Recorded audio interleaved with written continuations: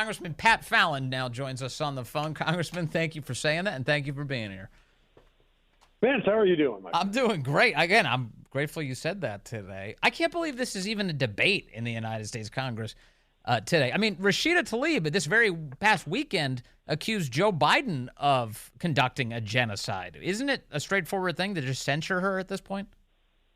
You know what, Vince? So I'm sitting on the House floor. We had about 8 votes, and most of the time when we're done with that last vote, people immediately, go running back to their offices and what have you. And there were a lot of people that lingered about. And then I realized, they're going to have the debate right now on the censure. Yeah. So I stayed around.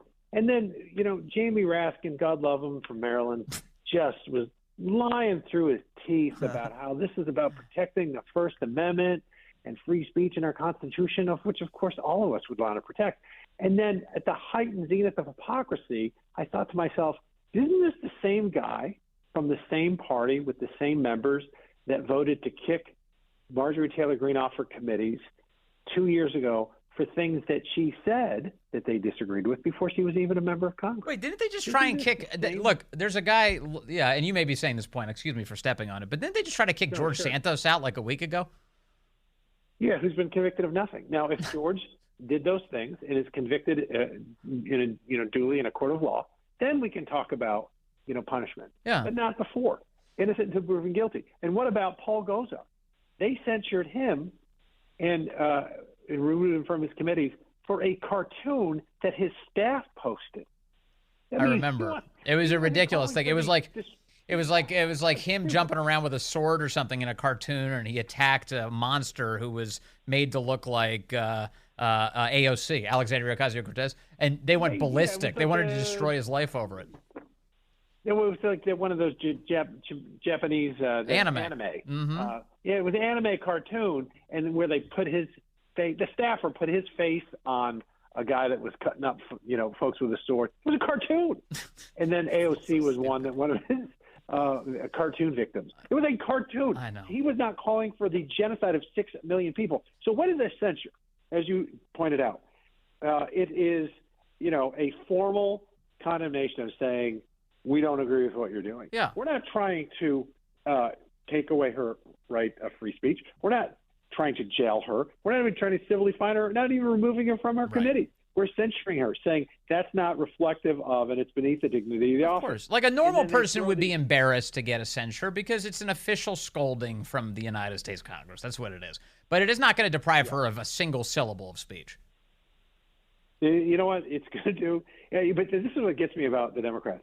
They always find something racial in things that have nothing to do with race. They point out to her, I think there were 6 different speakers on the Democratic side that kept pointing out that she was the only Palestinian woman in Congress. That she was one of 2 Muslim members of Congress. That she was a woman of color. I'm like, really? What does that have to do with any of this? I'm holding in my hand right now a cup from the festival that Hamas terrorists shot up. And I think they killed over 100 people at this festival. And Derek Van Orden, one of my colleagues and friends from Wisconsin, went to Israel after the fact. And he did some, he's a former Navy SEAL. He did some things to help the Israelis. And he brought back some of these cups that were laying around that the Israelis gave him to remember. And when I held this in my hand, my hand was shaking. I mean, this is as if you're picking up something from, Crystal Knock. This is history, and it's an unfortunate and terrible history, and evil took life, and Tlaib sympathizes with that evil.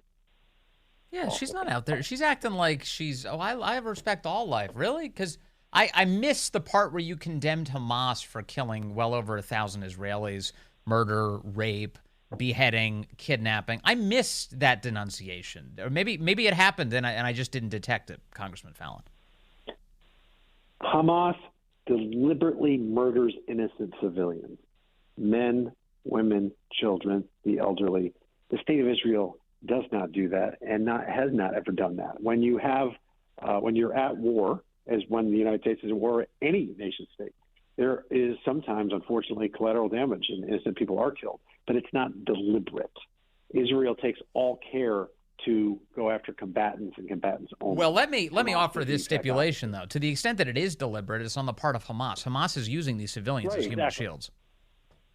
Well, that's why they have their headquarters underneath hospitals. That's why they hold up in mosques and in schools. Absolutely, because they're cowards, and they'll justify it in a myriad of ways. Yeah. The fact of the matter is, the state of Israel is not going anywhere. The state of Israel has a right to exist. The Palestinians, the Israelis left Gaza in 2005, so it's not occupied. It's just that Hamas has no interest whatsoever in the prosperity and liberty of the Palestinian people. Yeah, they want it's all power, such a scam. and their power comes from chaos. And they've been stealing all the stuff. They steal all the fuel to power their war machine. They steal all the cement to make their missile tubes and their underground tunnels. And the people who don't have access to drinking water, that's because the desalination machines can't actually operate because the Hamas stole the fuel in order to fire rockets into Israel. And it's like it's all just one gigantic scam. And Biden is trying to cough up another $10 billion right now to send into Gaza. He wants to send $10 billion, $9.5 billion in, to send into Gaza for so-called humanitarian aid. And you've even got the Inspector General of USAID saying earlier this week, yeah, that's going to be stolen. That's the way this works. They steal everything. No, so it's nice to say when you're on a college campus in front of a podium with a microphone in your face, let's send humanitarian aid to Gaza. But it's not going to get to the people that it's intended to help. It's going to go to terrorists. So, no, I'm not for sending a penny. Can I ask you? Because I can, sorry, go ahead. No, my apologies, Congressman. I don't mean to step on you so much, but yes, I'm getting hot. I'm the collar here, brother. I don't blame you. All they want to do is feel good about themselves at cocktail parties. This is absurd. We need to call them out. So that's the key. So I'm hearing a lot of passion today from all these people. Cori Bush can barely hold. She can't even breathe. That's how upset she is. That Rashida Tlaib might be censured by the Congress. Have you ever heard this kind of passion on any issue that actually affects American citizens from these people?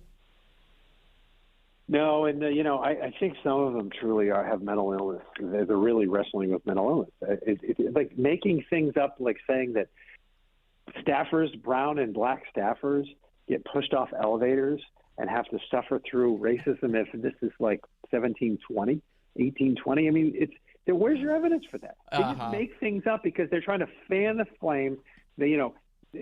Bull Connor's dead. They don't want to recognize that. They don't want to recognize the fact that racism is an increasingly diminishing phenomenon every single day that goes by, because that's where their power's from. It's not from any kind of solution. Yeah. It's from the problem. But also, if you're going to stand up there and attack institutions for their historic wrongs, why wouldn't they attack their own party? Their own party was the enslaving party. Bull Connor was a Democrat. Why wouldn't Cori Bush be like, this institution once abided slavery, and I just found out my own party was leading the way? I know, but they want to live in the past, and their currency is divisive. Their currency is pitting Americans against one another and saying you're getting the raw end of the deal, the thumbs on the scale, et cetera. Yeah. When the fact of the matter is, by any measure, what they say when you look at it empirically is just false. Meanwhile, the Biden family's currency appears to be Chinese yuan. Let's move to that topic for a moment. Congressman, I want to know, I know that you are actively involved in these discussions as a member of the Oversight Committee. Will we see any members of the Biden family actually appear before Congress under a subpoena? We've heard a little bit, I think, from James Comer lately, suggesting it appears almost imminent at this point. Yeah, I would think so. And, I don't want to give away Chairman Comer's game plan, and I haven't specifically talked to him about a timeline, so I can talk openly and freely as far as from a speculative standpoint.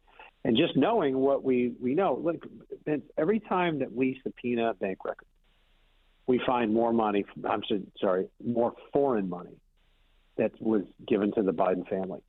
Nobody to this day can Jimmy Raskin and the rest of the crew, the Democratic crew on oversight, can't tell us what the Biden family did. What services did they provide? What goods did they sell?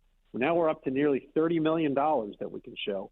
Now we have direct payments from, that's what one of their other rallying cries the Democrats was, well, but that's the family, it's not Joe. Well, now we know they received for sure a $200,000 check and a separate $40,000 check. And I'm sure there will be more, because it's not like you and I that we have like a bank account or two, or maybe three. the Biden family, like Jim, has a load of different accounts. And so does Hunter. Now, why do they have all these accounts? Because they're trying to launder and hide money. Now, I'm just talking not only personal, but then, of course, they have all these shell companies that they run the money through. Yes, there's nobody structures it that way. I mean, in fact, that first impeachment inquiry hearing, Congress had a couple of experts out, including one who had spent his whole career looking at this kind of fraud, this type of money laundering. And he straight up said, I remember, this has all the markings of a fraud scheme, of a money laundering scheme, because nobody else would move money this way. If you were China and you wanted to give money to Biden and this was all on the up and up, you would just cut him a check. But that's not what happened here. No, not at all. In fact, I mean, you have, for instance, Hunter Biden in August of 2017 demanding $10 million from a Chinese business associate of his. And then it's the famous WhatsApp where he says, I'm sitting here with my dad. Yeah. Essentially saying, you better pay up or my daddy's going to be mad at you. And so then days later, $5 million flows into one of I think it was CEFC, yep, which is one of Hunter's joint ventures. And then Hunter's a part of that. His take was $400,000, and magically he cut Dad a check through his uncle for $40,000. Dad ends up with $40,000, which is exactly what percentage of 400,000 is that? Reminds me, I think that's 10% for the big guy. Oh, that's right. Which was in the FD 1023, where Zlochevsky, the oligarch from Ukraine, called Joe Biden the big guy, and he doesn't know Tony Bobulinski. What's his name? Bobulinski? Tony Bobulinski. Bobulinski, yeah. Right? Yeah. I'm going to have you say that name next time I interview you to see if you've learned it by then. Well, hey, Congressman, the big guy. Yes, he does. And in fact, the big guy, he shows up all over the place. The MC 2023 form there. And Hunter would refer to his dad as my guy. This was a very common reference to Joe Biden. And meanwhile, the media, they can't find their butt with both hands. Hey, thank you very much, Congressman Pat Fallon. Always appreciate your time. Unfortunately, we're out of it, but I'm grateful for yours today. Thank you, sir. Talk to you soon.